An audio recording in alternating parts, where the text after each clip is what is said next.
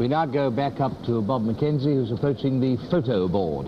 There's some evidence that a number of ministers have had bigger swings against them than there's been against the Tory party as a whole. If you take, for example, this panel of ministers, Sir Edward Boyle had a swing against him of 6.3%, compared with the average swing over the whole country of just over 4%. Duncan Sands had a swing of 6.4% against him. Quinton Hogg, a swing of 6.9% against him. And Henry Brooke, a rather massive swing of 10.6%. It does look as if quite a number of the ministers are running behind their party, to use the American expression. They're not doing as well as the Conservative Party as a whole has done in the country.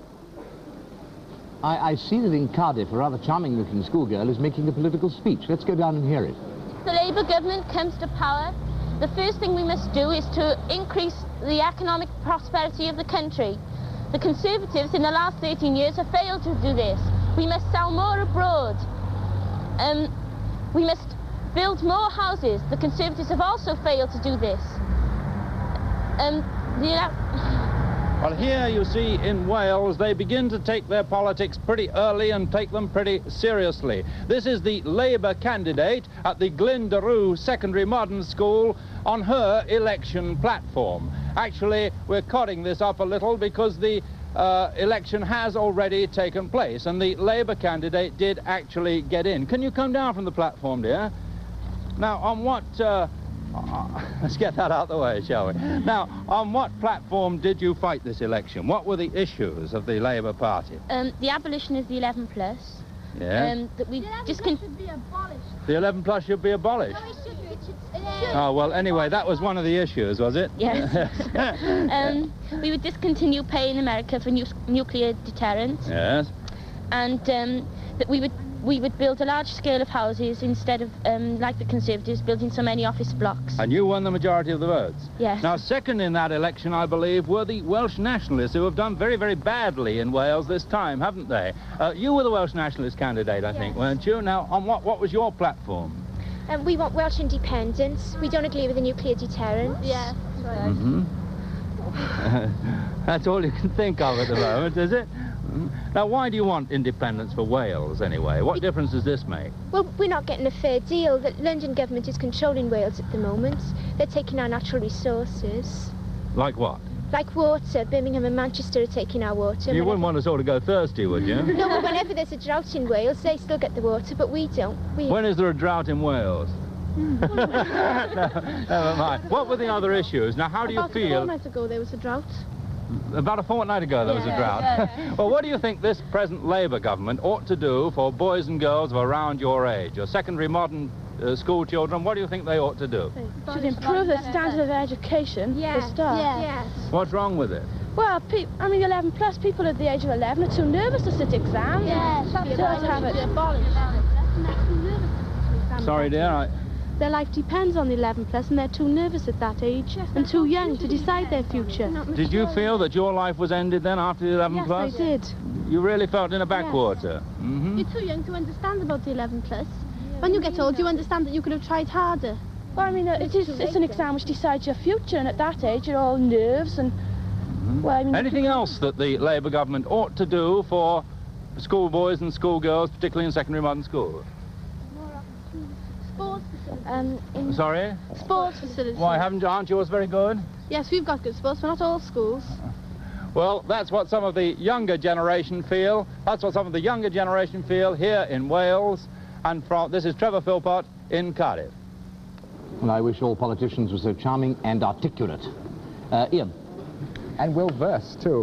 One point arising out, I've now caught up with what Mr. Wilson said in his interview with Robin Day. He said that he wouldn't have a foreign secretary in the House of Lords. The point is, of course, that what he will presumably do now, that almost certainly do, is to create a vacancy for Mr. Gordon Walker in another seat. I must butt in to give the result of Flintshire East, which Labour has held. This is very important. Here was a seat that Labour majority of only 75 and Mrs. Irene White has won it quite handsomely, increased her majority. This is one of the 3 seats that came up today which the Conservatives could conceivably have won. Well, they've failed to win that. There are 2 seats in Norfolk that they still might possibly win, though in the light of the Bows and Edmonds result, it doesn't look very likely. So we can concentrate more and more on the remaining 15 or so Labour, marginal Conservative seats which Labour might win. One or two interesting things about this seat. First of all, that steel nationalisation became quite a big issue. There is a big steel works in the constituency. Secondly, Mrs. White is almost certain to be in a Wilson government, which we can now consider. She's held this seat for since 1950. Rather interesting, she's been steeped in politics ever since she was a child, because she's the daughter of Tom Jones, who was the secretary and confidant of David Lloyd George. Before we go out again from the studio, quick comment here from David. We've been doing a projection of what the final votes total is likely to be, and it does seem that Labour is likely to end this election with a majority over the Conservatives of at least 2% in the popular vote. It's one of the ironies of the British electoral system that if the Conservatives ended this election with a 2% majority over the Labour Party, they would have a majority of 50 seats, and we wouldn't be hearing Ian and Bob discussing what is a working majority in Parliament. It looks to me as though Alan Wicker is demanding to be allowed into number 10 Downing Street. I doubt he's going to get there, but let's join him in the middle of the road. All is quiet here in Downing Street. There have been 1 or 2 furniture vans moving around, but I'm sure that's quite fortuitous. There's a crowd here of, I suppose, about 200 or 300, waiting perhaps to see Sir Alec leave. Will you be pleased or sorry to see Sir Alec leave number 10? Sorry. Why is that? Because I think he's done a darn good job. And I definitely voted Conservative. How would you feel about Sir Alec's departure? Very sorry indeed. Why is that? Well, I think he's done a good job of work, and I think they deserve to get him again. The campaign has been run on, there's been a lot of slanging. I think that's spoiled the campaign considerably and clouded the issues. But you're not blaming Sir Alec for that? I'm not, no. Will you be sorry to see Sir Alec leave number 10? Well, only personally, because I think he's tried very hard. In fact, I'm quite glad to see Mr. Wilson go in. Why? Well, because I think that Mr. Wilson and the Labour Party are very sincere in what they believe, and in any case, they won't have a sufficient majority to snowball through any policies which will arouse great opposition in the country. I would like eventually to see them encourage the Liberals. Thank you. And you, sir? I'm undoubtedly sorry to see Sir Alec leave.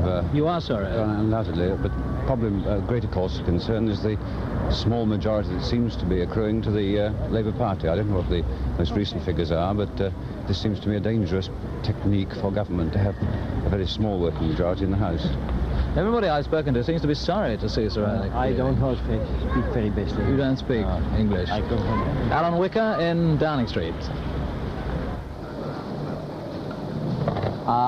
I see that Bernard Levin has popped up again in the studio. He's with Cliff Mitchelmore. Up we go.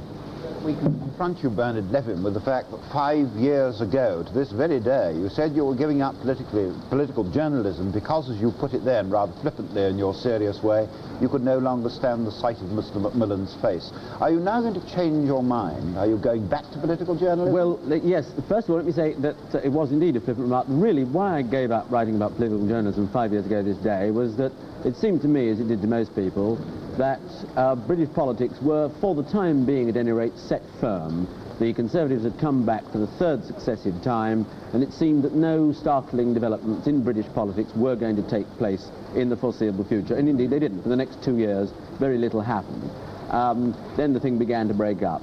Now I'm absolutely slavering to get back to writing about politics, because it is now once again, with a new government, particularly a government poised on this knife-edge majority, it's going to be absolutely fascinating for anybody who cares about and is interested in politics to watch it happen. This is irrespective of what one wants to happen, which side one supports, what measures one supports.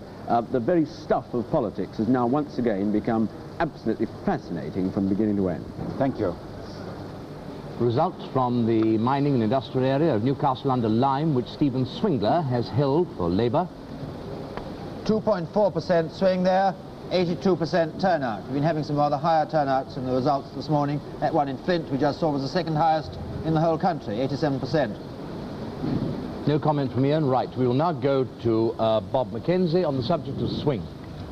The pendulum is still hovering around the 4% swing to Labour point, and of course there have been some quite wide variations, but it's hovering around there with a projected majority slightly smaller than this. The last figure I was given was 19 Labour lead over Conservative.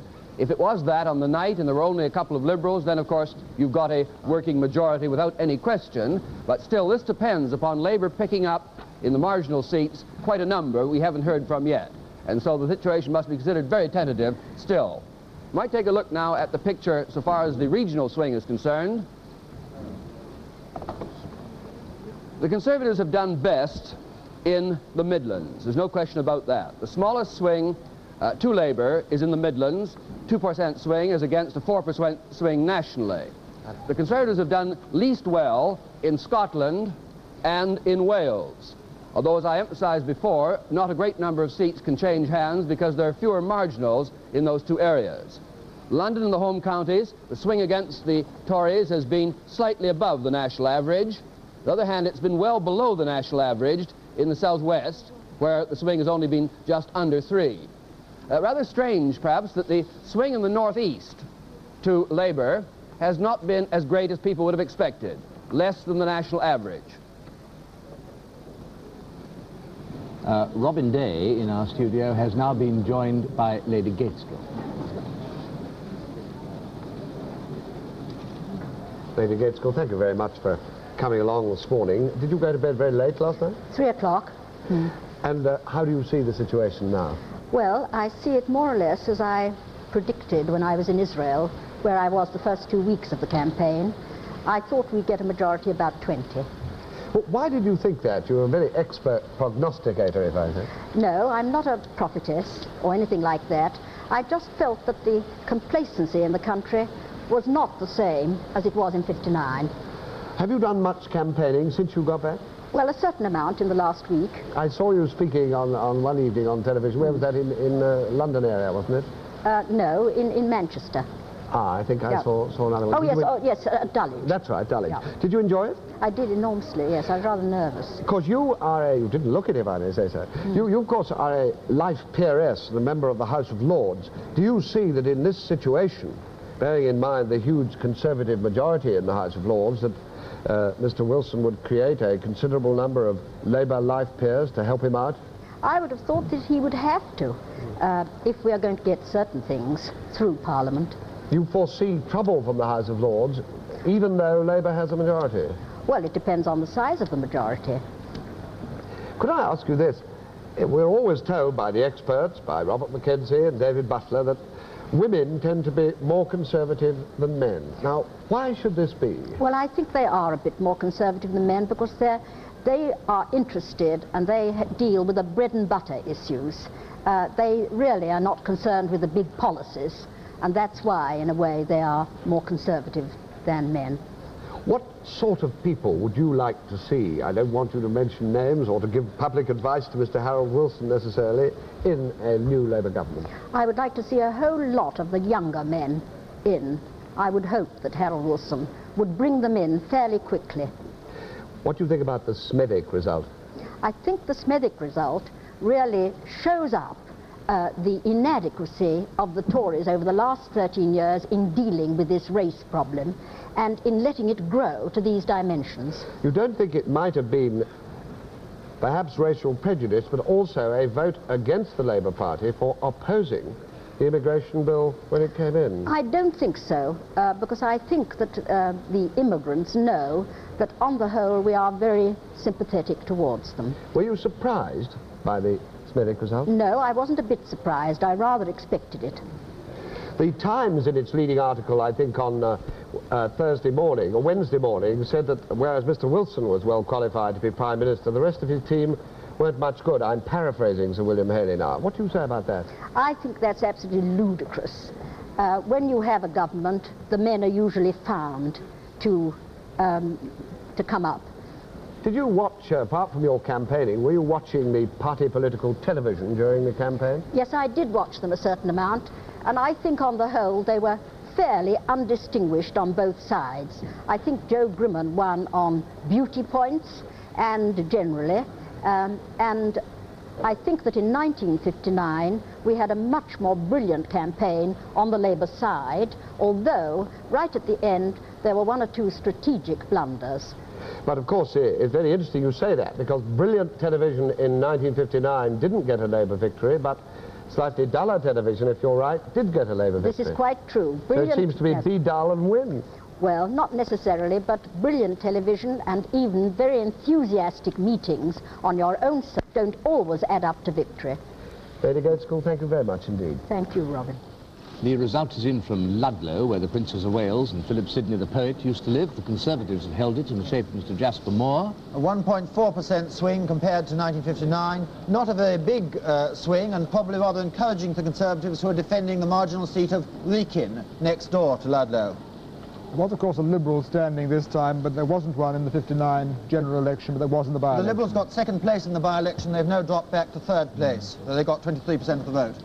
The result is in from Westmoreland. Michael Jopling has held the seat for the Conservatives. But a remarkable Liberal vote there, 30% for Mr. Aubrey Herbert, who did very badly in the Sudbury and Woodbridge by-election and came in at the very last moment in this by-election when Mr. Ackland, the Liberal candidate, died. Jeffrey Ackland. In Banffshire, that's one of the smaller Scottish counties, Mr. Baker has held the seat for the Conservatives. This is a very important result. We're waiting. It's the first rural seat in the north of Scotland. The Liberals coming in, not having fought since 59, have got 25% of the vote. This may mean that the Liberals have a fair chance of doing well in Inverness and Caithness, and possibly Ross and Cromarty. Now, this has made some change, all this to the state of the party, so let's check it up. There you'll see the melting away of the Labour lead of 67 when we began early this morning, indeed when we ended last night. With the safe Tory seats coming in, the position for the Tories is looking brighter. But still, if you look at the state of the parties board, Labour still now has 250, with about 60, or rather less than that, 50-odd safe Labour seats to come in, and of course a list of about perhaps 16 to 18 marginals, which Labour should also stand a good chance of getting on a 4% swing. But the issue of whether Labour will get a working majority is still somewhat in doubt. The result from Stratford-on-Avon, connected with you-know-who. Sir Angus Maude has held the seat for the Conservatives. There is no change there. Pushed his majority up from 3,000 in the by-election after Mr. Perfumer's resignation to 10,000. But nonetheless, this represents a 6% swing to Labour compared to Mr. Perfumer's majority in 1959. There was a Liberal standing there this time, but there wasn't in 1959. This may have made some difference. The Conservatives are in again in Dorset West. There's no change there. Mr. Wingfield Digby holds the seat. 1.6% swing, and the Liberals go up 9% in Dorset West. There is a seat the Liberals just conceivably could get in Dorset North next door, and this 9% Liberal increase in Dorset West may give them some encouragement. No more comments? That brings us to date just for the moment. I have a feeling the results are about to hot up. But we're going to join Cliff Mitchellmore, who has guests upstairs, I see. Gerald Nabarro, first of all, what do you think are which most important faces do you think are now out of the House of Commons, apart from yours? Well, I'm sorry Jimmy Edwards didn't get there, of course. Patrick Gordon-Walker's out, which is very unfortunate. Reginald Bevins, the Postmaster General, out. He's been a jolly good MP, and I don't think too bad a minister. Handles a very difficult portfolio. As Postmaster General, he sat since 1950. Young Anthony Barber in Doncaster, I think there was not an altogether unsurprising result, but he's been a very good Minister of Health and formerly a good Economic Secretary to the Treasury. He'll be greatly missed. They're probably the principal faces that we shall lose. Anthony Howard, from the Labour side, which new faces are you pleased to see there? Oh, it's hard to pick out. There are a large number of young candidates coming in. I think the age group has probably gone down. I'm very sorry to see one gone. I think the whole Labour Party will. That's Fenner Brockway's defeat in Eton and Slough. And say one other thing about what Sir Gerald was saying, that I think it's also, you know, in the second rank of Conservatives, ministers, that there has been a very bad loss. I'm thinking of somebody like Peter Kirk at Gravesend, somebody like Maurice Macmillan at Halifax, Alan Green at Preston South. These were modern-minded Conservatives, and I think the Conservative Party will miss them. Has there been a trend to keep out some of these modern-minded Conservatives and I don't think a trend, keep in the traditionalists? I don't think a trend to keep them out, Cliff, but what happens, of course, when there is a swing against the Conservative Party, very much the more so in 1945, of course, one tends to get elderly, traditional, rather dyed-in-the-wool Tories sitting in the very safe county seats who go on forever. The bright young men trying to win their spurs inevitably gravitate towards the marginal seats, which they eventually succeed in winning. For example, this time we lost a youngster in South Coventry called Philip Hocking, who'd been trying for many years to get into Parliament. A very good young progressive. We lost another a fine youngster called John Hollingsworth in the All Saints division of Birmingham.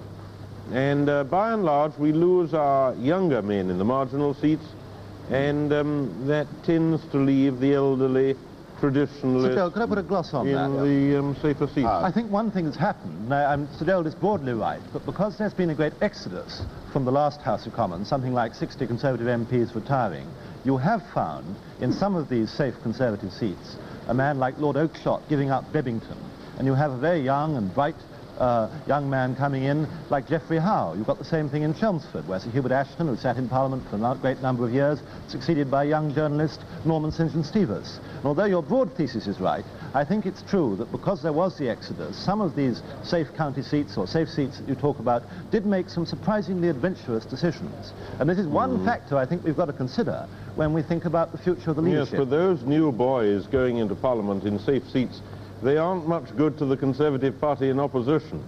What you want in opposition are some tough, experienced old hands. Are you considering going back? Who know how to knock the government about. It sounds like it, You over-talk me and refuse to answer the question. Are you considering going back? No, I can't give any decision. I can't give any decision on that yet, Cliff. Anthony Howard, I wonder if I could raise quite another issue with you. Here is Mr. Wilson now, it appears, on the verge of forming a cabinet. If all we've heard over the past hours is true, he's got an enormous government already of people. Now, which of the people closest to him do you think he's likely now to reject? He will, after all, become a lonely man making this decision. This is a tough question. I would have thought that his tendency will be to reject maybe too tough a word, but to avoid putting all the people in his government who have been in the shadow cabinet. I think we may find a few peerages created. I myself would be surprised, for example, if Mr. George Strauss was in a Wilson cabinet, who was Minister of, what, Transport, was it, years ago? Yes, he was. On the whole, I would have thought that there won't be any shattering surprises, and I'd have thought if one thing is absolutely crystal clear at this moment, it is that Mr. Patrick Gordon Walker will be Foreign Secretary in a Labour government. And Mr. Wilson has always intended this, and after the Smethwick result, certainly it's the only kind of answer to give to the electors of Smethwick. Anthony Howard, Gerald, thank you very much. In Banbury, Oxfordshire, home of the Cakes and the Cross, Mr. Neil Martin, who was a junior Conservative minister, has held the seat for the Tories. There's no change. Only 2% swing there, in contrast to much bigger swings in neighbouring Oxford, and it does seem to me rather likely that the Liberal may have taken as many votes from Labour as from the Conservatives in that area, which possibly was improving for Labour in terms of its social composition. I'm just havering whether to give you a result which is just coming in. Yes, the result of Easington. Emmanuel Shinwell, a very famous Labour minister, Minister of Defence, of course, is back in the East Durham coalfield for Labour. Rock solid seat, a rather smaller than average, very much smaller than average swing, only 0.6, so they weigh votes rather in those sort of mining seats. Though Mr. Shinwell is now 80, he may still, he obviously won't be in a, very unlikely, I would have thought, to be in a Wilson government, but he could have quite an influential position in the House of Commons. There's talk of him becoming chairman of the Parliamentary Labour Party, which will be, as it were, shorn of the ministers, and so he'll be the link between the Labour backbenchers and the government. This could be rather a crucial position. In the Yorkshire coalfield, Rother Valley, David Griffith, who was a miner as a child, has held the seat for Labour. Virtually no swing from last time. Aberdeenshire East, Patrick Woolridge Gordon has held the seat for the Conservatives. He's back. The Liberals, this was after a great row in the constituency about whether he should be renominated. It was thought that a lot of Conservative votes might switch to the Liberals, but the Liberals, not fighting last time, have come into second place in this, Bob Boothby's old seat. So it is quite an impressive Liberal vote in the northeast of Scotland. The row was over Mr. Woolridge Gordon's support for moral rearmament. He was a parliamentary private secretary, wasn't he? Yes, he was, to Sir Edward Boyle, I think. I think we just give you a check figure on the expected or likely Labour majority. which is that to be found over the Conservatives, not over all parties. It is at present 19 seats. And now, breath of fresh air again. Let's go down and see what we can learn from Kenneth Alsop, who is once again in the heart of the city by the Stock Exchange. Okay.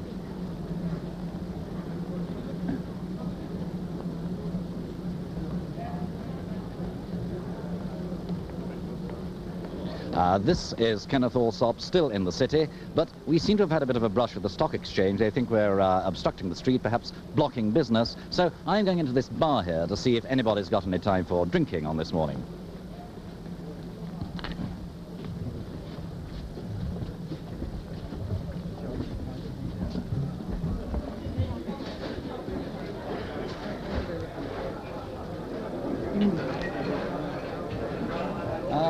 Morning. I'm rather surprised to see that you're drinking. Are you drinking a toast, or toast to the new government, or I'm rather surprised, sir, that you've got time for drinking this morning. Have you come round this side of you? Well, would you like to talk to this gentleman there? Well, nobody seems to want to talk about this. May I interrupt a moment, sir? I'm BBC Television. I'm wondering if you're discussing business or just relaxing from the strain of the morning. Oh, really relaxing.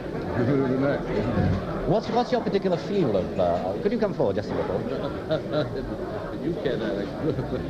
It'll be no good on the stage, I'm afraid. But what is your business? Is it what's the concern chiefly? Yeah, what's been the chief thing this morning? Well, I think we're very surprised that the market has held up as well as it has. In fact, is it now recovering? Yes. Is there much buying and selling going on?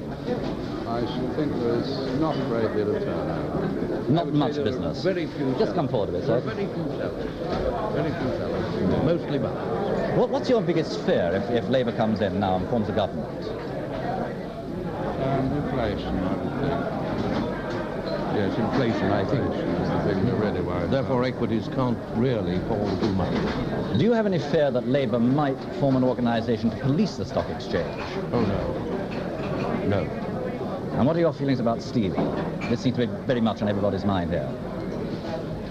Well, on a small majority, they could have busted denaturalized. This doesn't seem to fit in quite with what Harold Wilson said this morning when he was interviewed in the train going up, and he gave a rather undecided reply to this question, but it wasn't to confirm that they are not going to nationalise. Yes, but he hasn't tried it yet. What are going to be his difficulties? Well, for instance, the majority is so small, with the Liberals would vote against nationalisation, for example. And I don't think the majority of people in the country, if there were a referendum, for example, would agree. Thank you very much indeed. Result from Shrewsbury, described often as one of the loveliest Tudor towns in Britain. There's no change. Sir John Langford Holt holds the seat for the Conservatives. It's a traditional Conservative seat. A 4% swing there, a bigger swing considerably than in neighbouring Ludlow, but the Liberal vote only goes up 2% in Shrewsbury, in contrast to most other seats in that area. The Tories have held Buxton Ash in the West Riding of Yorkshire with Mr. Allison. And actually a swing to the Conservatives there. New candidate replacing Sir Leonard Ropner. It's not much argument for the personal vote. Sir Leonard had been there for over 30 years. A new candidate, bright young man from the Conservative Research Department, gets a swing to the Conservatives in Buxton Ash. Sir Richard Glynn has held Dorset North for the Conservatives. This was an outside hope for the Liberals, and in fact they did increase their share of the vote by 6%. This was Frank Byers' old seat, which he lost by 97 votes back in 1950. The Conservative vote went down 4%, the Labour vote went down 2%. We will now take the state of the parties. The Labour lead, which was 67 when we got down to work this morning, is now down to 57, with just over 180 seats to come.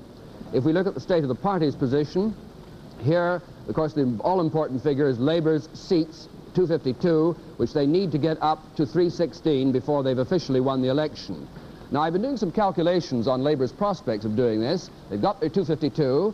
There are 56 seats coming in which Labour held the seat last time and therefore is the overwhelming favourite to carry it later today. This would bring them up to 308 of the 316 needed. There are then 12 marginals still to come which would fall to a swing of 4%, the swing we're getting so far. If Labour wins every one of those 12, and that would take some doing, but they may well do it, every one of the 12 would give them 320. Against the rest of the House, 310, and this would be just a working majority in my view.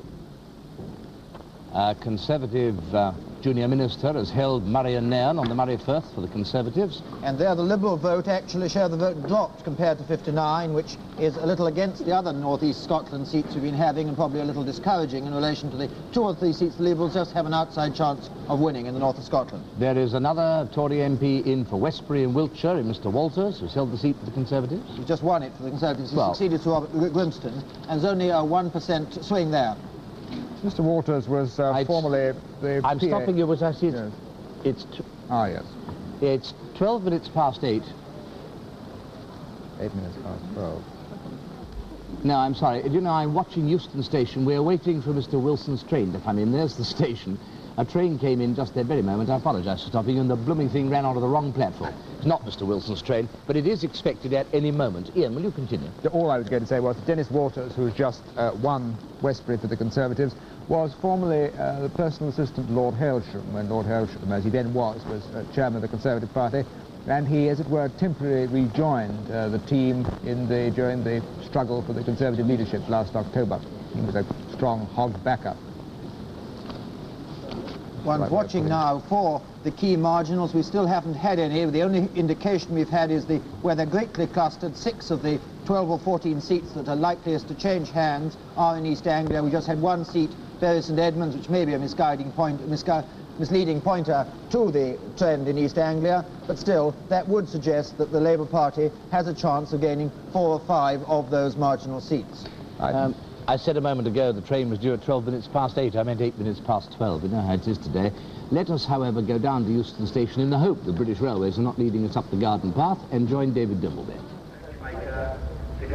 Not even 8 minutes past 12, but 9 minutes past 12, because in 1 minute's time we hope that into this platform 3 at Euston, the Shamrock Express, which left Liverpool Lime Street at 8:15 this morning with Harold Wilson aboard, will pull in here to be met by this already growing reception crowd, mainly at the moment of press photographers. The station master, of course, there to meet him in the top hat, Harry Turrell, who knows Wilson well and has known him, in fact, when he was at the Board of Trade many years ago, and known him when he was in the doldrums, and now he's looking forward to the moment of what Mr Turrell thinks is going to be Wilson's triumph. He and police officers and the deputy station master all standing here waiting to greet him. Mr Turrell in a top hat and a carnation. A moment ago he was in a bowler hat and an ordinary black jacket, but he's dressed himself up for Mr Wilson's arrival. Otherwise it's barricades to keep press photographers at bay, literally, and on the train that Mr Wilson's coming on, the Irish boat train which left Liverpool, there are expected to be many more photographers. No doubt the place will be bedlam in a few moments. I think this is Mr Wilson's train coming in. It is indeed one of the large 2,000 horsepower diesels driven by a Mr Wilson at the moment.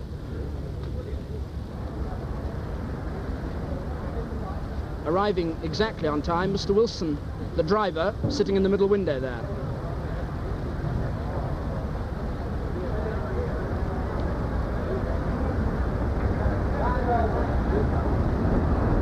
Posters already there for Mr Wilson. The train comes in. It has, of course, got ordinary passengers on it, as well as Mr Wilson's party, and probably some of the 4 victorious Labour MPs from the Liverpool constituencies who won their seats from the Conservatives.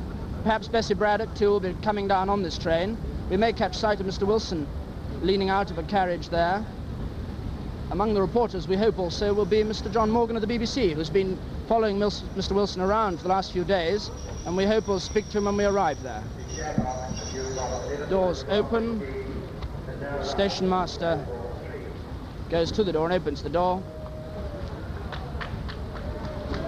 And here, clutching that famous bear, comes Mrs Wilson. And John Morgan, indeed, right there behind him. And in a moment, John Morgan will, we hope, speak to Mr Wilson before he gets in his car and drives off to Transport House. Greeting Len Williams on the right, General Secretary of the Labour Party, who was in London watching all night. Len Williams and Mr Wilson in conversation. They, of course, haven't met since the poll closed yesterday evening.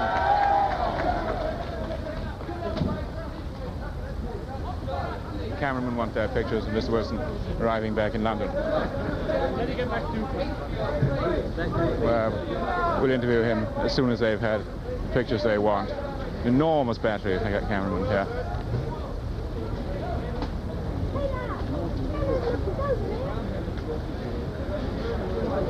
On the train, Mr. Wilson's been in very good form. He slept for an hour, but otherwise he's been trying to get the results as they've come in.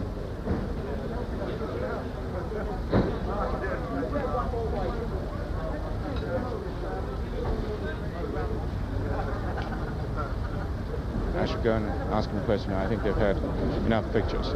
Mr. Wilson, sorry, because you get again. Do you think that Sir Alec ought now to concede victory, or do you feel that you ought to claim it? Well, I've been on the train for the last 3 or 4 hours. I haven't heard any new results this morning, except for the one from Brighton. I don't think I can comment on anything until we know the figures.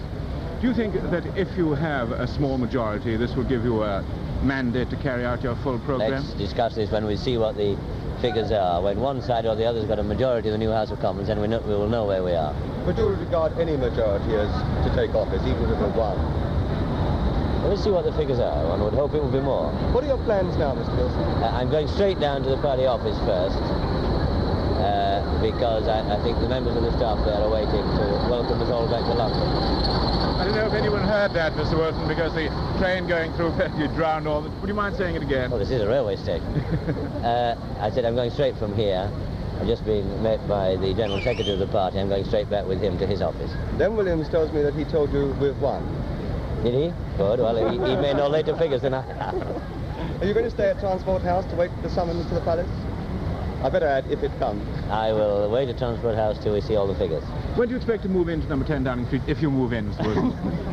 I think you're now jumping a long way ahead. Let's wait for the figures first. Let me ask you a personal question, Mr. Wilson. Do you feel as fresh as you look? I don't know how fresh I look. I only had 2 hours sleep last night, but I feel perfectly fit. When are you going to get a good night's sleep? Tonight. Mrs. Wilson, may I ask you one question? Are you glad to be back in London, have the campaign over, and get a good night's sleep yourself? Well, it's been very exciting, but I'm glad to be back to the family in London. Thank you very much. Thank you very much.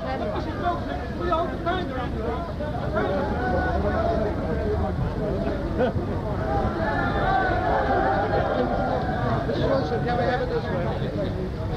Everyone wants pictures of the panda.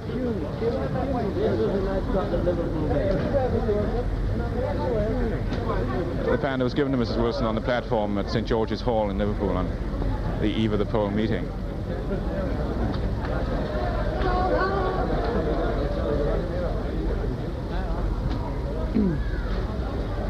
This is John Morgan at Euston. Mr. Wilson disappearing into a large crowd.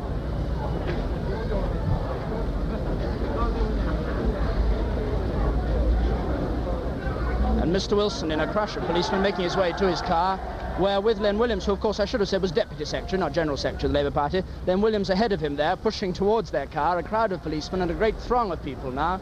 Part of them building workers who've been around here on the rebuilding of Euston Station. Part of them a group of students who arrived a moment before Mr. Wilson's train came in with placards and the rest of it. And if he can fight his way into his car, John Harris behind Mr. Wilson, who's in charge of press relations for Labour Party. Great congratulations for Mr. Wilson and for Mrs. Wilson. She gets into the car complete with panda. Somebody obviously rather important is lost. Perhaps they'll go without him. No, Len Williams briefly lost. And they and Mr. Harris, Mr. and Mrs. Wilson get into the car, now surrounded entirely on this side by police and on the other side by people from the building site opposite who came to watch.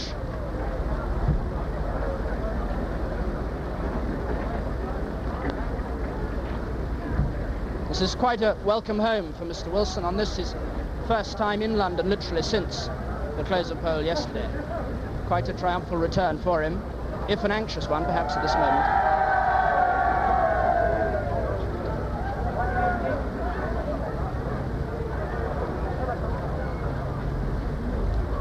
And so he pushes his way through the crowds, right down the length of the platform Euston Station, and out and away to Transport House. This is David Dimbleby at Euston. Hate to correct another Dimbleby, but then Williams, of course, is General Secretary of the party. Now then, the state of the parties, straight away. You'll note the Labour lead over the Conservatives has declined further. It was 67 when we began this morning, is now down to 49, with 173 results to come. On the state of the parties board, the critical figure again, Labour's 252, which must beat 316 before Labour has won the election. On our present calculations, there are 56 Labour-held seats to be heard from. Labour should hold them all, although one of them has a majority of no more than 78, but that should be safe for Labour, granted the swing. That would bring Labour up to 308, and there are 12 marginals which would fall to a 4% swing, giving Labour a possible 320, or rather better if they could pick off a few with more than a 4% swing. But that is the measure of the dicey situation still which faces the Labour Party in contemplating the question whether they've done more than defeat the Tories. Have they got themselves also a working majority?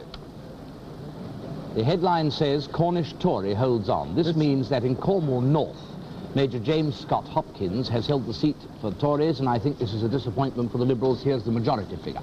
This is one of the seats that the Liberals most hope to win. Bodmin is the only remaining seat now on current form that they have any hope of winning in England. There are 2 or 3 in the north of Scotland that they might pick up, but it looks as though they may be down to only 5 seats in the next House of Commons. We shall see from Bodmin and Caithness and Sutherland and Inverness.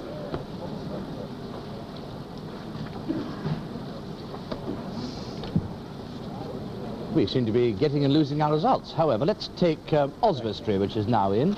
Mr. John Biffin has held Oswestry for the Tories. A 5% swing to Labour compared to 59, but not so much change compared to the by-election in 61. There's another Tory for Morecambe and Lonsdale, shrimps and all sorts of other things too. 4.5% swing there. That was Mr. De Ferrante's old seat, which he was decided not to stand again in. Henley-on-Thames, another Tory, Mr. John Hay, Junior Minister. 2% swing in Henley. Don Valley, Labour again in the shape of Mr. Richard Kelly. Like all the other mining seats, a very low swing, only 1%. And Salisbury, I don't need to talk about Salisbury except to say that Mr. John Morrison, who, contrary to my colleagues last night, is the richest man in England, has held the seat for the Conservatives. A 3% swing to Labour in Salisbury. Liberals get 17% of the vote, up 3% on last time. Here's Tiverton, which is still Tory. Mr. Mackwell Hislop has held the seat for the Conservatives. The Liberals are getting 15% more than they did in the 1959 election and are pushing up behind, as they did indeed in the by-election after Mr. Heathcote Amory got a peerage. Stephen Hastings has held Mid-Bedfordshire for the Tories. Just an outside possibility of a marginal, but in fact only a 0.3% swing compared to 59 there. Chigwell in Essex, John Biggs Davison, very well known, MP, is back for the Conservatives. Again, an outside possibility of a swing there, and the fact that the Conservatives have held Chigwell with only a 2.5% swing may make them a little hopeful about Epping, which is one of the critical marginals we're waiting for. Labour is in again with Mr. Frederick Pert at Workington in Cumberland. 1.9% swing up in Cumberland. Fred Peart, one of the Labour Party's front bench spokesmen on agriculture, he's sure to be in the Wilson government. At Petersfield in Hampshire, Miss Joan Quinnell, who was Mr. Marple's Parliamentary Private Secretary, is back for the Conservatives. And Margaret Stewart, the industrial journalist who is known there as Lady Wilson, has come 3rd for Labour in Petersfield. In Cambridgeshire, the Tories have held the seat with Francis Pym. Only a 1% swing compared to 59. Well, now, I think that brings us up to date for the moment on our results, so let's have a breathing space in the studio, and we'll join John Tidmarsh down at Conservative Central Office. Well, the last few minutes we've had what you might call a major breakthrough here. For the first time this morning, we've managed to get a word with Lord Blakenham, though he still won't come before the cameras. As he was leaving the building a short while ago, he said good morning to us, and we also managed to drag just one comment from him. I don't know whether this was on or off the record, but this is what he says. I think it's going to be very close. At this moment, once again, there isn't one top Conservative inside Conservative headquarters. John Tidmarsh at Conservative headquarters. That was very short and sweet, so let's take the state of the parties. Bob? The Labour lead is now down to 44 from a high point of 67 when we started this morning. And Labour's position on the State of the Parties board is now 255 with the necessary 316, the figure they've got to reach. My estimate would be still that they have a chance, my estimate would be they still have a chance of getting up to 320 if they can take every one of these critical marginals that we'll be hearing from very soon that ought to fall to a 4% swing. But the evidence has been quite uncertain as to whether they all will fall with the variation in swing there's been. Cliff Mitchellmore, to you. We have Nasim Ahmed, who's the London correspondent of the Pakistan newspaper Dawn, to put the point to you about how you think the Commonwealth will react to this kind of a decision by the British electorate. Well, it is not the first time the Commonwealth has had to work with the Labour government. After all, I remember them from 45 to 51, there was a Labour government in Britain, and I think the rest of the Commonwealth had friendly relations then with this country. And again, when the Tories were in power, we maintained those friendly relations. I think as an outside and Commonwealth observer, what would interest me is the size of the majority of the new government. Why is this important? Because we feel that it will reflect on Britain's position in the world. And as leader of the Commonwealth and as a power, we feel Britain must be able to exercise influence both in Europe and world at large. And in Asia? In Asia and on Washington. And we feel that if Labour government here is poised on a knife-edge majority, then it might not be able to exercise the sort of influence that we would expect of Britain. I am thinking in particular of the new Cold War that has started in Asia, you see. The Cold War center was previously in Europe with Russia. And now, of course, China seems to be the center of the Cold War. And we would like Britain to exercise influence to bring to an end this new Cold War, because it will reflect on us all, on the Commonwealth and on Asia. May I put the question to you that everyone's been putting? We haven't yet heard a Pakistani point of view, as far as I can recall, on this, and that is the kicking out of Mr. Patrick Gordon Walker. Very sad indeed. You see, Mr. Gordon Walker is widely respected throughout the Commonwealth. And what I have seen as a newspaperman of the campaign in Smethwick has grieved me, because I found certain issues were used which are detrimental to Commonwealth as a multiracial community. Thank you very much indeed. Thank you. Here is the likely figure now of a Labour majority over the Conservatives. The figure now stands at 18. It keeps varying. We have a result in Faversham, which has stayed Labour. Mr. Terence Boston has held the seat. We got in a by-election, a slight swing back compared to the by-election, but in fact about a 4% swing to Labour compared to 1959 in Faversham. The Isle of Wight result is in. The Tory again for the Isle of Wight with Mark Woodnett. 2% swing there, 15% Liberal vote. They didn't fight in 59. Stoke-on-Trent, the Labour man is again in at Stoke South. Central, sorry. This is Barnet-Stross. Very safe Labour seat. Bassett Law, I'm just dropped behind 1 second. Here we are. Fred Bellinger, former Labour minister, is back at Bassett Law for Labour. Only 1% swing in that Nottinghamshire, largely mining seat. For Angus South, the result, the Tory is back in South Angus, Mr. Bruce Gardine. 1.3% swing, a drop in the Liberal vote of nearly 5% there compared to 59. Drop Bruce Gardine, he's a new candidate. Angus North and Mearns in Scotland. The Tories are now holding Angus North. This is a very remarkable result for Liberals. They didn't fight last time. Now they get 34% of the vote. And the Conservatives drop 18% of the vote. The Liberals obviously are taking their vote mainly from the Conservatives in that part of... No, sorry, about equally from Conservative and Liberal in that part of Scotland. 18% from the Conservatives, 16% from Labour. Captain Walter Elliott is in again for the Conservatives at Carshalton in Surrey. 2.4% swing in that Surrey suburb. But a Liberal standing this time, and there wasn't one in 59. The Perth and East Perthshire seat has been kept for the Tories by Ian MacArthur, Assistant Conservative Government Whip. Confirmation, if any, was needed that the Prime Minister is likely to win next door in Kinross and West Perthshire. Labour is in again at the Crooked Spire Place, Chesterfield. Mr. Eric Valley. 1.5% swing there. New Labour man here. No disrespect when I say Crooked Spire Place.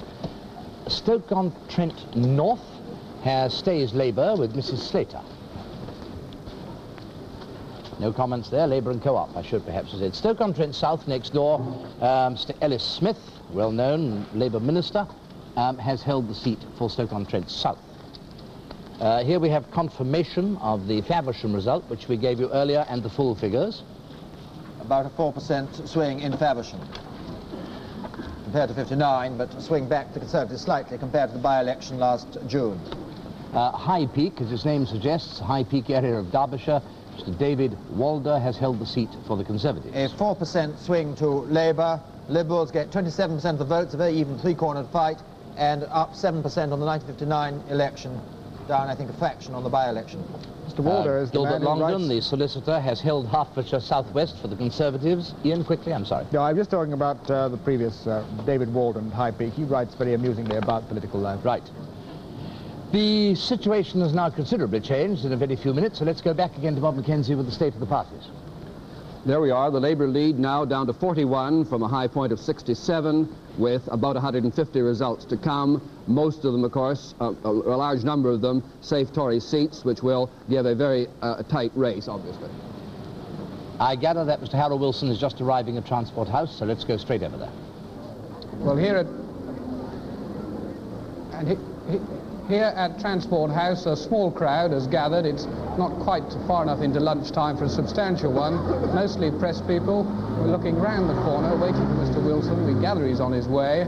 And the expectation is, of course, that he will come in and make this short address to the party workers waiting now inside.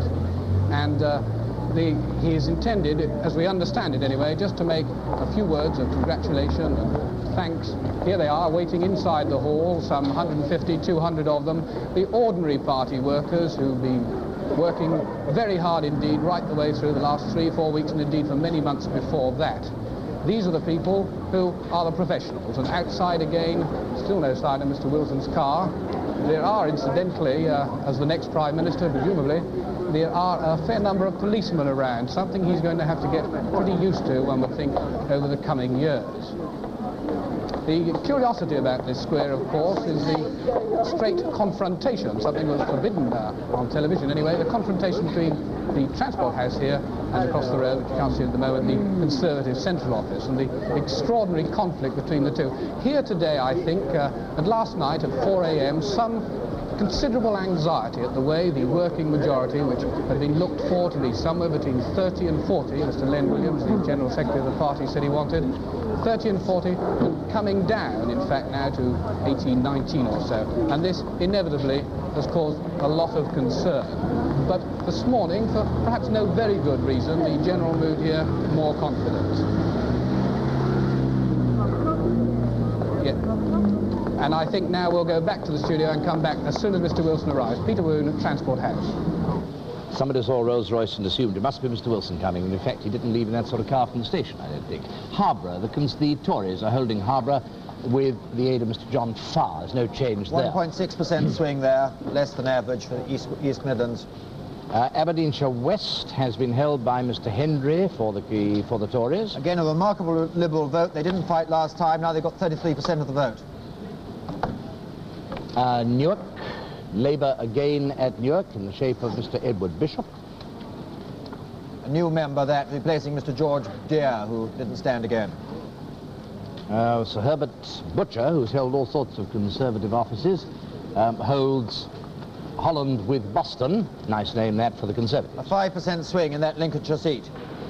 Equally nicely, the Isle of Ely is held by a very well-known Conservative, Sir Harry Legge Burke. Ian, quickly. So I can break in with a rather important piece of news which will affect Mr. Wilson's first decisions as Prime Minister. That Britain's trade gap in September went up by 18 million to 111 million pounds. So this will be the first headache on Mr. Wilson's plate if he goes to Downing Street tonight. We are returning quickly now to Transport House, where you can just see, going in through the door, Mr. Harold Wilson's father and his sister. Mr. Harold Wilson's father, who's enjoyed this campaign enormously as far as one can discover, and now, of course, the moment of triumph today, waiting for the decision, the appointment of his son as Prime Minister of Great Britain. Now you can see the crowd there is gathering almost as the minutes go by, a fairly substantial one, apart from the reporters and the cameraman now, quite a lot of ordinary people. No, that's not the one, I don't think. No, going the wrong way, unfortunately. The police, you can see, in considerable evidence. We can anticipate, I would imagine, a fairly substantial cheer from this crowd. and no doubt a very, very substantial cheer indeed from the party workers who are now waiting inside. That's the corner to watch. You can just see it towards slightly to the left of your screen. Around there any minute now, we hope, Mr. Wilson will be arriving. But still no sign of him. So perhaps back from Peter Woon at Transport House. Well, we'll get him in the end. There's a rush in, I see, which says Tory whip in. That means that in Rushcliffe, Mr. Martin Redmayne has held the seat for the Conservative. Martin Redmayne, of course, the Conservative chief whip since 1959. A swing only just over 2%, 1.8%, which is well below the average, and this was an outside chance of a marginal gain for Labour. It obviously isn't coming into that category at all. Tweed, hosiery and fishing in Roxburgh, Selkirk and Peebles. This constituency held for the Conservatives by Commander Donaldson. This is a very good Liberal result. They came very near to winning, and they got a 10% increase in their share of the vote in Roxburgh. You remember seeing Mr. Steele. I see that in spite of his pelvis and his foot, Mr. Soames is riding again. That's Christopher Soames, Minister of Agriculture, who has held Bedford by a reduced majority. You'll remember that he broke his pelvis some weeks ago, and he had to fight the campaign from his bed. Another rush result we've got in. Emlyn Hewson has held Montgomeryshire. That's Clem Davis's old seat. He's held it with a reduced majority, but he's held it quite comfortably. Still, that means there are 3 Liberals now in the House of Commons, and there are 2 more they're almost certain to get, Cardigan and Orkney and Shetland. So it's bound to end with 5, I think. Another Conservative minister is in Taunton, Mr. Edward Buchanan. 2% swing there.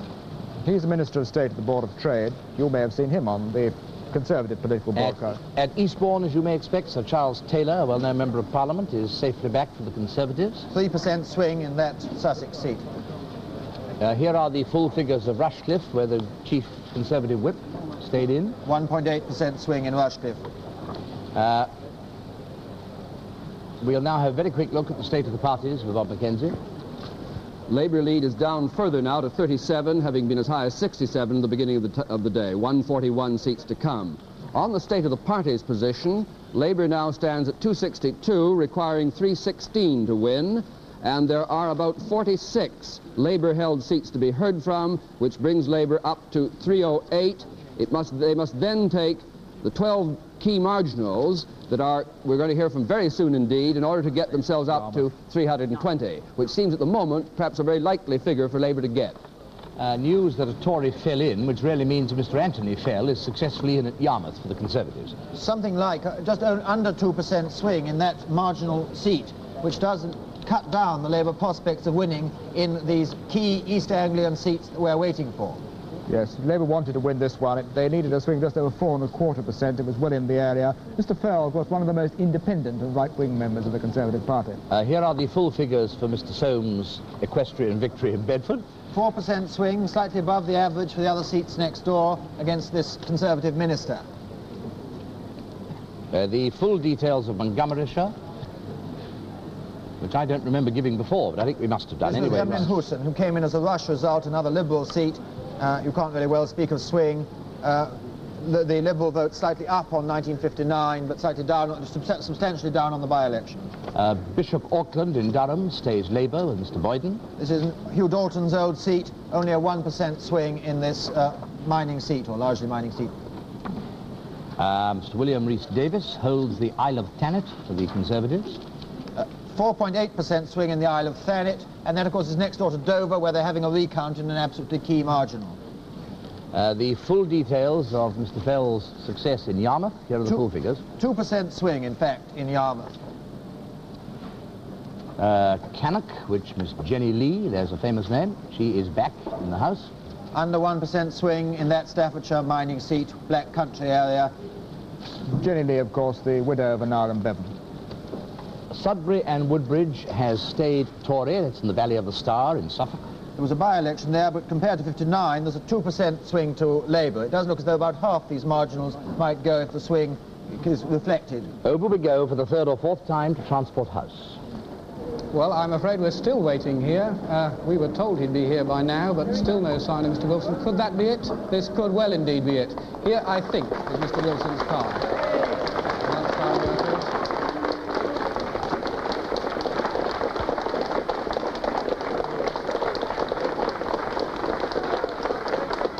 through the window there. And there, Mr. Len Williams, the General Secretary of the party, first. And follow, that's a nice panda they've got. And there he is, the next Prime Minister, Mr. Harold Wilson, back from his Highton constituency where he picked up that whacking majority last night, up from 5,000 to some 19,000, and now back here at his party headquarters, the place from where he ran the campaign through the last few weeks, the campaign which even his opponents have said was very, very well run indeed. I'm posing briefly for photographers. Yes, so that's a splendid panda he's picked up there. I wonder where he got that. A gesture, no doubt, and a photograph we're going to see a very great deal of in the coming months and probably years ahead.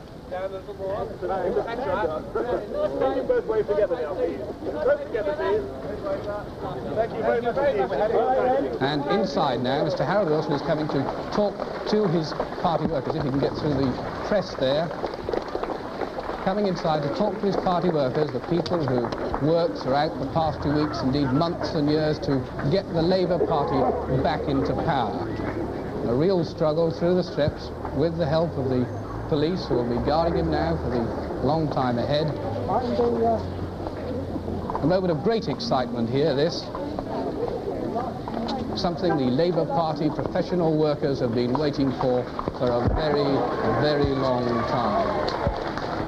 And there they are inside, waiting now, watching them, in fact, on the television screens. And back outside again, there's Mr. Wilson on the steps, still more photographs. Imagine he'll want a few of these for his souvenir album.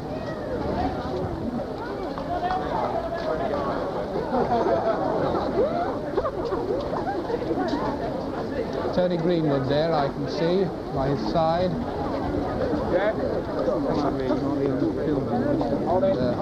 The back of the head. Inside again, here are the party workers waiting now, watching on the television screen, waiting anxiously. They want him in. They don't want him out there.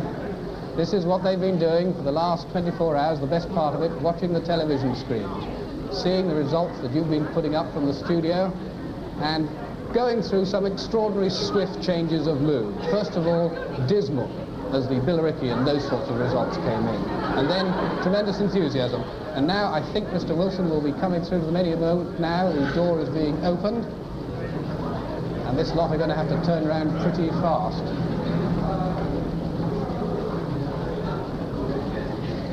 Delayed in the corridors, Mr. Wilson, I suspect. I think we can, that's the platform he's going to make this short speech to his professional party workers from.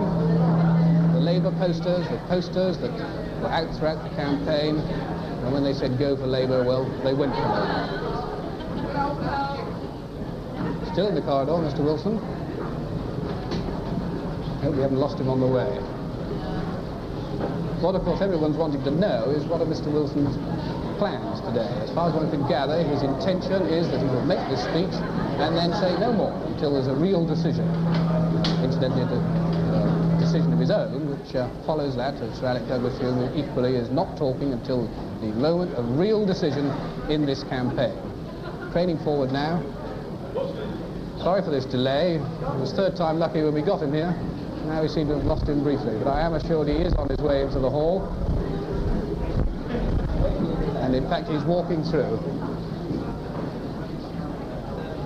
Mr. Wilson is in fact waiting now in a side room for Mr. Len Williams, the General Secretary of the party, who has, of course, worked so hard throughout this with Mr. Wilson. And here they are in fact coming through now with Mr. Wilson, Mrs. Wilson, and Len Wilson, and Len Williams. And you'll also be seeing, I suspect, that panda. They have just been joined, I'm sorry we can't show you pictures of this, they're in an anteroom. They have just been joined by Mr. Wilson's son, proudly carrying a Labour badge, and the party workers anxiously waiting. And now, right through those screens to the left of your picture, any minute now, you should be seeing Mr. Wilson. And he's inviting Mr. Anthony Greenwood, chairman of the party, to come through with him.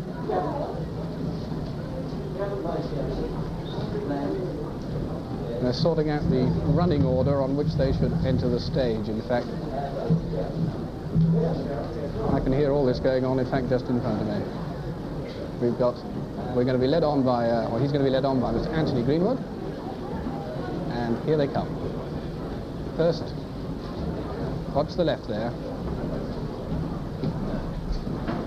Here they are, Anthony Greenwood, Len Williams, General Secretary. And there he is. I think we'll leave it to him.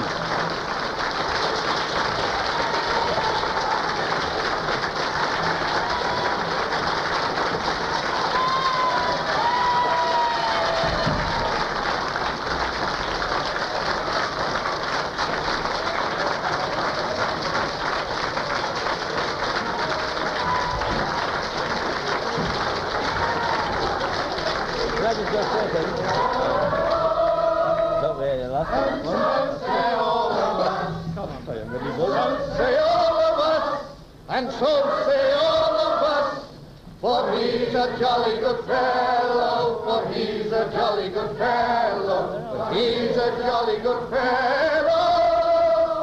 And so say all of us. Hip hip! Hooray! Hip hip! Hooray! Hip hip! Hooray! Thank you. It's still too early yet to say what the final result of this election is, and we're still waiting for the results of the county seats declared this morning. But it's not too early to express, on behalf of all my colleagues on the executive, and on behalf of everyone in the Labour movement throughout the country, the deep debt we owe to every member of the Labour Party staff. Everywhere I've gone, and I've travelled quite a lot, I've been struck by the really sincere tributes of appreciation to every department of Transport House for the magnificent work they've done, not only during the election, but in all the months preceding the election. And the result has been so close that I think every one of you can feel that if it hadn't been for the job that you did, the result might have been different. Now we've got to await events, await some more results. I hope that you don't look tired, but I imagine some of you had a late night last night, as I did, and some of you have had late nights for several weeks and some of you for several months. But to every department, whether it was in the front of the battle or whether it was doing backroom work, I know from what help I've had how much you've done. And all I can say is our very best thanks from all of us and from everyone we've met in the country. I'm not going to make a comment, you'll understand, on the political situation until we get the results, but thank you again.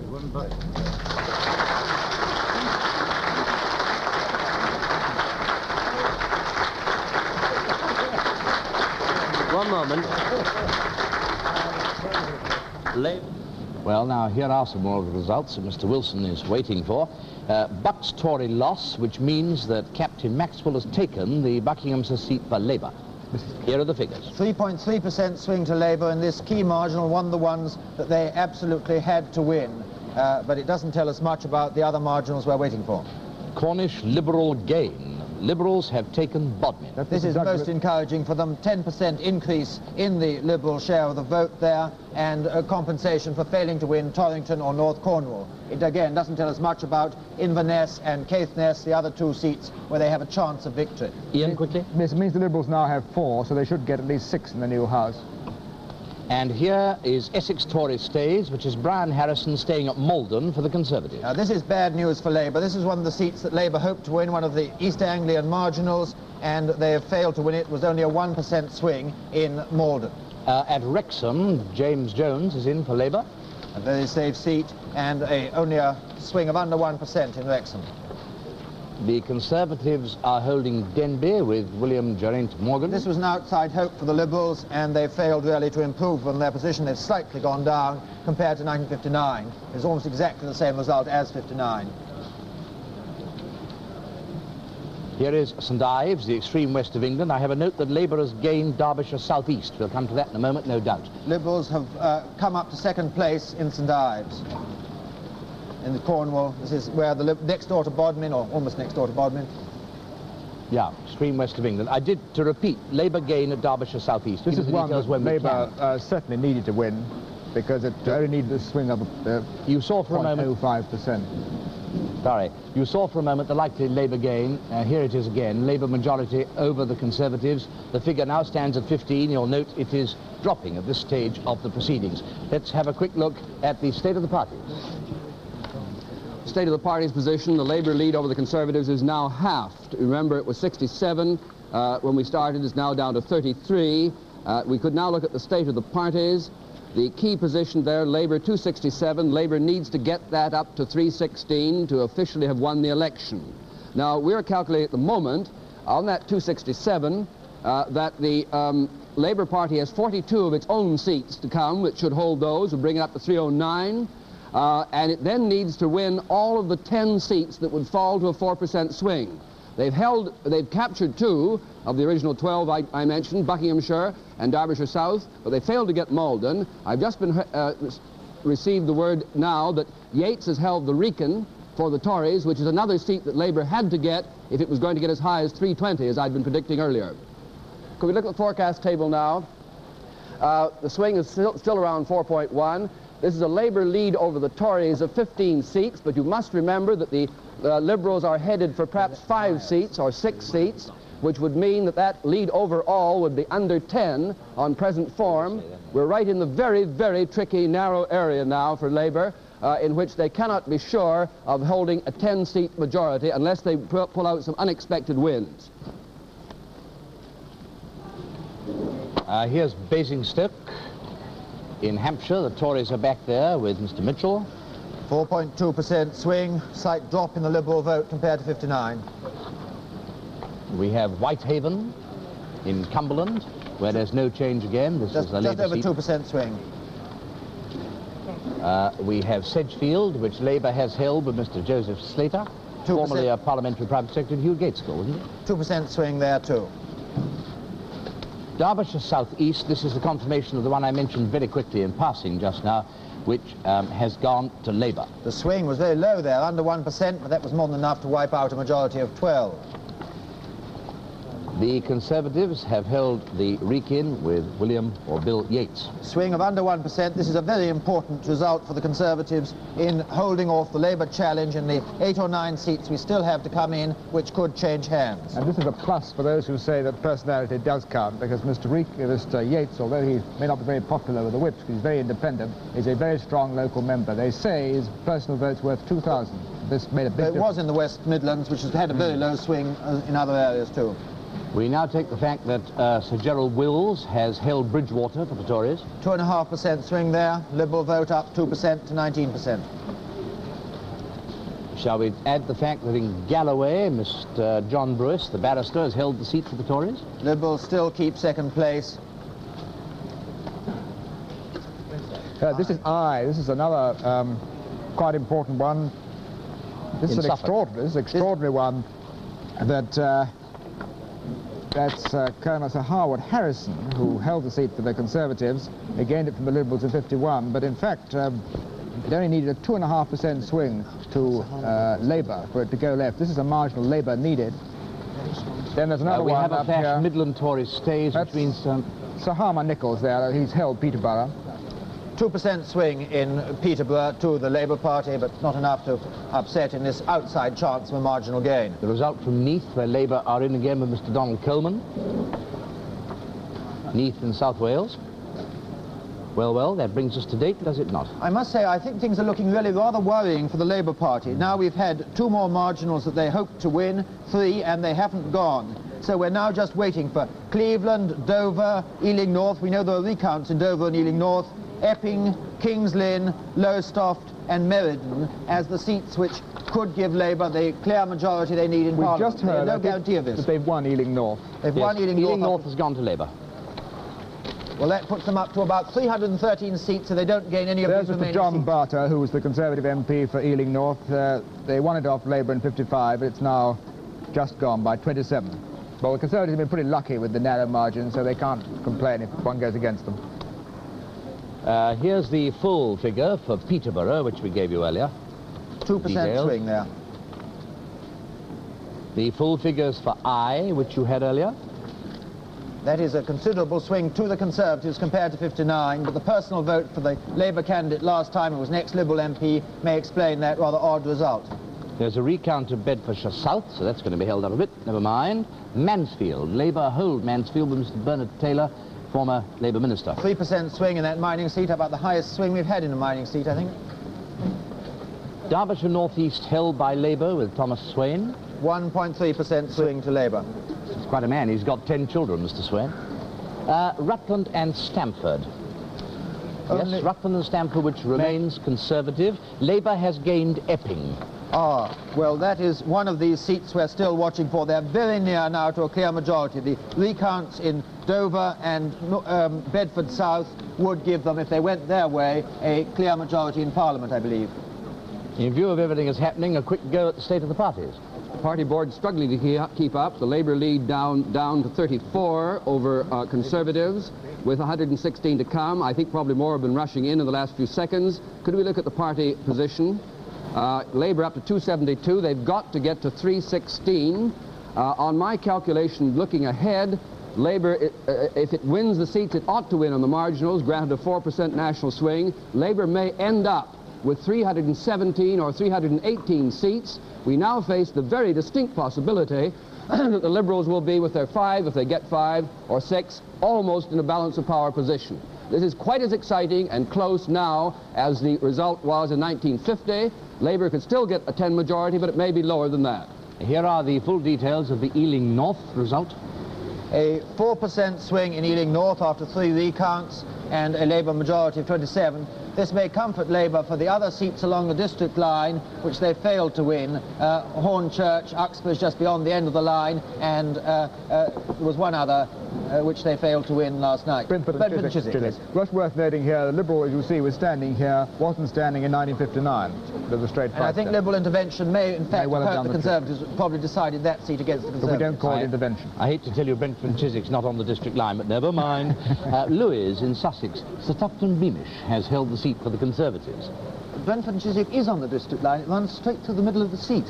Sir Tufton Beamish is a well-informed backbencher, chairman of the Conservative Foreign Affairs Committee. A 5% swing in Lewes, safe Sussex territory.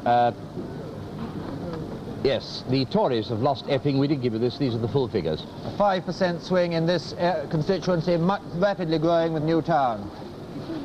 Graham Findlay's held this since 1951. Tavistock remains Tory with Sir Henry Studholme.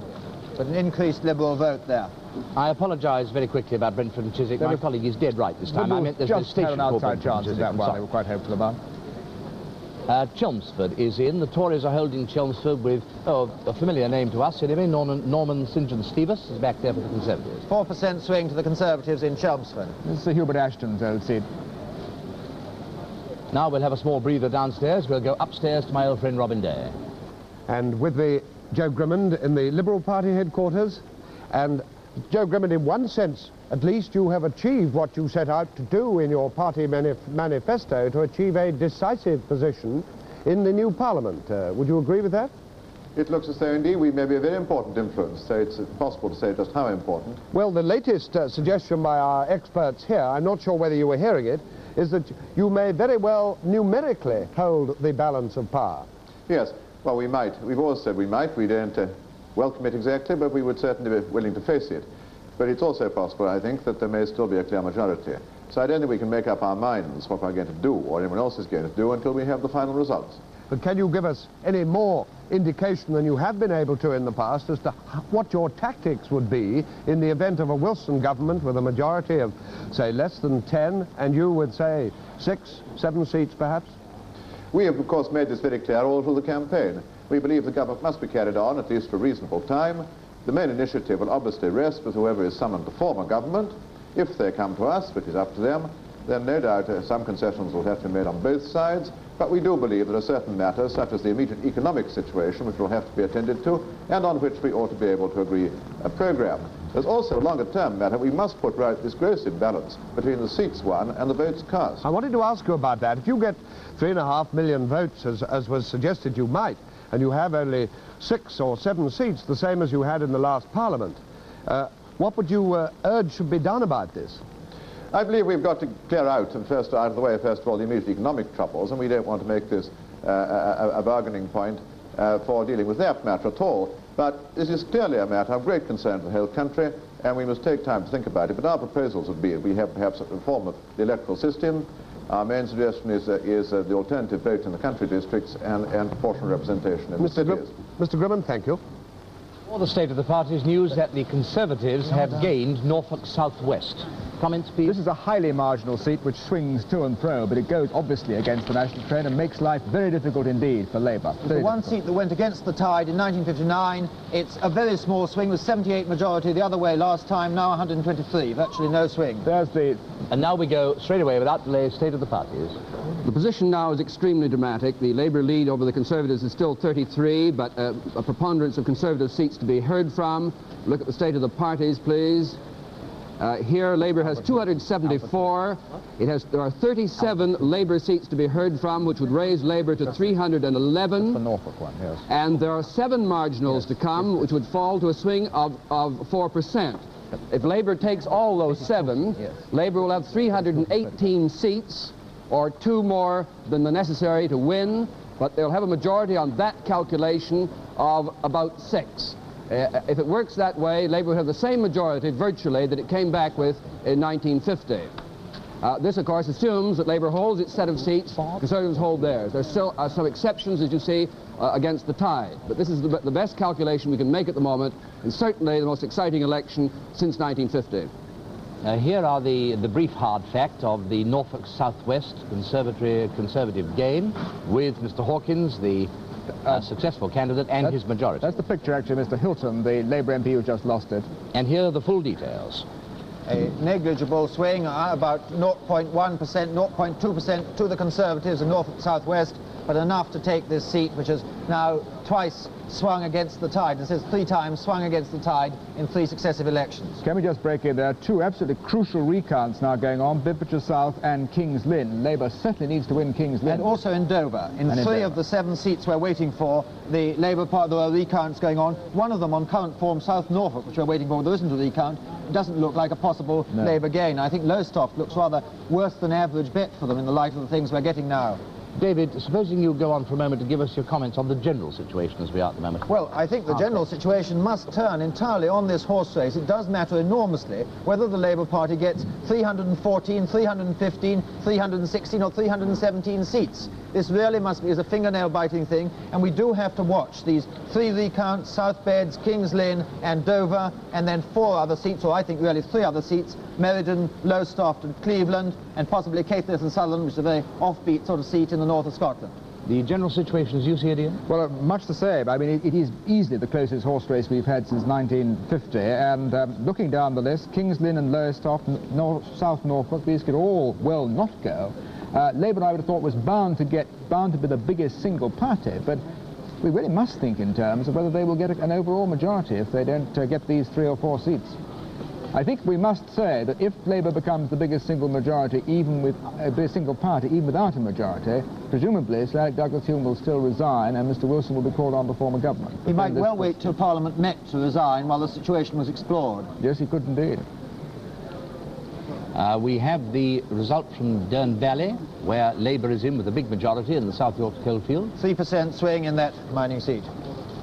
And Goole in the West Riding, which is held by Labour by Mr. George Jager. Only 0.3% swing, hardly any change there. There's a Tory again for Huntingdon with David Renton, Conservative Minister, of course. Only 1% swing in that Fen Country seat. Well, now. Oh, yes, here's another one straight in. Bridlington in the East Riding. Richard Wood is back again, another, of course, Conservative Minister. Liberal pushing up to second place, not quite getting it with 21% of the vote. They didn't fight last time. But, of course, this is part of the old Buckfast division, which returned to Liberal in 1945. Not surprisingly, Mr. Neal has held Bolsover for Labour. 1% swing in that safe mining seat. No further comments on the situation at this very moment, gentlemen? No, sorry. Nothing more to say? Impossible. Just waiting. Our 2 experts for the moment are waiting. They're trying to keep their brains in key with all these results at this critical moment. Bob Mackenzie, let's hear from you. Well, as I can make it out at the moment now, there are 276 Labour seats won, 35 Labour seats which they should hold, but we've still to hear from, giving them 311. There are then 6 marginals which would fall to a swing to Labour of 4 points. If they take all 6, Labour will have 317, or 1 more than enough to win the election. That would give them, however, a majority, a tiny, tiny majority of about 4 to 6. My mathematics have just broken down at that point. But this is, it could even be closer than 1950 if things go the way they're going now. And certainly the possibility that the 5 or 6 Liberals might be straddling the balance, it does exist, very much indeed. Here, by the way, is the computer's estimate of the likely Labour majority as it stands at the moment over the Conservatives. It is down to 13. Here's another... Yorkshire Tory out, that means that Labour has got Cleveland. That's Wilf Proudfoot, the existing Conservative MP for Cleveland, who won it off Labour in '59. He's a local grocer. He's made quite an impact in the House, but his majority has been turned upside down. For your information, we'll give you visual confirmation when we can. Labour has gained Dover. Here's the news. Labour land Dover, the majority 418. That's for John Arbuthnot, who held the seat ever since 1950. David Butler. If Labour doesn't lose the Norfolk seat, which is still to come in, that means Labour will have at least 315 seats, even if they fail on the other things. That absolutely guarantees them being really a clear majority, because the Speaker is neutral and doesn't vote in this. So with that news from David Butler, we have the result in from Rye, the Cinque Port, which the Tories have held with Mr. Godman Irvine, who was a PPS in the Parliamentary Private Sector in the Conservative Increased government. Liberal vote, an easy second for the Liberals in that very safe Tory seat. Here are the full figures of Cleveland, we gave you a moment ago. That represents a fairly big swing to Labour, to Labour. But this follows the pattern of the North East, David, surely. About 5% swing, I reckon. It's just next door to Middlesbrough, where Labour had one of their best results in Middlesbrough West, I think. Colonel Claude Lancaster's back for the Conservatives at South Fylde, south of Blackpool. 6% swing in that safe Conservative seat. But the Liberals came second, in fact. It's rather notional to talk about swing in that sort of seat. I think we should, in this brief moment, just add Wilf Proudfoot's name to the list of Conservative MPs that I'm sure everybody will be sorry has lost his seat. He made quite a mark in the back benches. He's a tough local grocer. A Welsh result. Thomas Jones for Labour again in Merioneth. This is one of the seats the Liberals might have hoped to win. They did hold it until 1951, I think for 70 years or so, and they have failed to make a comeback there. At the moment, we're to date. Ian, I'm just going to say, it looks at the moment, if I think my maths is right, that the Liberals are going to get 6. The 4 they've got at the moment, plus Joe Grimmon's seat, plus Cardiganshire, Robert Byrne. There's still a possibility in Caithness or Inverness, I think. Yeah. We're still going to hear from them. Sure. So it could be 8, but I do think 6. Mr. Roberts, former miner, has held Normanton for Labour. Here's Aidan Crawley's held his seat in West Derbyshire. It's the one he won very narrowly at the by-election, but it should really be normally a safe Conservative seat. The details of Dover, change of seat there, which we That's gave about a just now. 4% swing. That's a seat the Conservatives held, won in 1950 from the Labour Party, and Labour Party has won it back. It's rather surprising, I think, that Dover hasn't shared in the sort of prosperous sweep to the Conservatives in the southeast of England over the 1950s. But I think we should remember that Dover, part of Dover, looks more like South Wales or Durham. It includes the Kent Coalfield. David Ennals, who's won the seat for Labour, may well be in the government, Labour government. He was a Transport House backroom boy. I see that Sir Charles Mott Ratcliffe has held my constituency of Windsor for the Conservatives. Fairly large Liberal vote. You didn't vote, I gather, Richard? No? You didn't vote, I gather? I did not, no, unfortunately. I didn't understand the postal vote. I got it wrong, like Sir Alec Douglas Hume, and I didn't actually vote. You should watch Election Gallery. We explain how to have a postal vote. I'm not going into any more details about that. Flintshire West is in. Nigel Birch. Here's an interesting Conservative re-elected at Flintshire West. 3% swing in West Flintshire against the Conservatives. Probably the most brilliant debater in the House of Commons on his day. And Mr. Barnaby Grayson has held Skipton for the Conservatives. The Liberals in 3rd place, dropping back just a little, where they were pushing up for 2nd place in 1959. They haven't actually got it this time. Let us now take the state of the parties. The board is almost red hot, I think, by now. The Labour lead over the Conservatives is now cut to 31, with, of course, a steady stream of seats to come, with more Conservative than Labour seats on the way in, and that 99 at the bottom. If we could look at the party lead position, Labour holds 279 seats under its belt. It's got to get to 316. It can be done this way. There are by our calculations, there are 33 Labour-held seats to be heard from, which they should obviously continue to hold. That would bring them to 312, and there are, I think, 4 marginals that Labour has to win and would win on a swing of 4%, giving exactly 316.